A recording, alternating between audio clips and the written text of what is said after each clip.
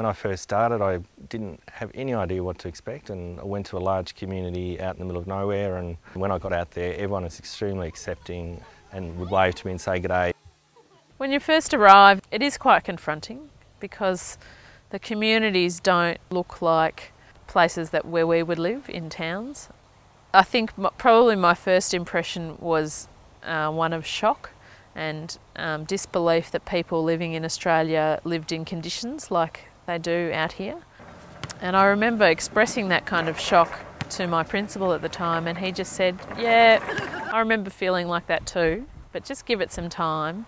That was good advice, because as time goes on and you get to know the people, then you stop seeing the rubbish and you stop seeing the dogs and you stop seeing the poverty, and you just see the people, because they're people who are important to you. You become part of their lives and you don't pass judgments anymore about the way that they're living their lives.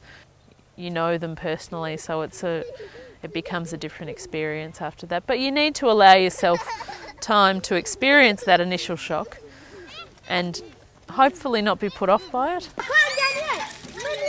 When I first entered my first remote community, it was a shock in terms of what on the surface appears to be the living standards of people and how people were to live. You become more understanding and more knowledgeable and appreciative of the differences and also of the difficulties people face. We came out and just arrived in Alice Springs. The next day we drove out to Papunya, and wow, it was a very steep learning curve. The kids speak another language other than English, and I had no ESL training. I'm a high school drama and English teacher, and I went into an upper primary class who spoke Luritja. So I was, what do I do? So that part of it was quite daunting. You would try and explain things, and eventually you would learn a better way of explaining, because it wasn't that the kids weren't up to the task. A lot of the times they couldn't understand what the task was, so that was quite tricky.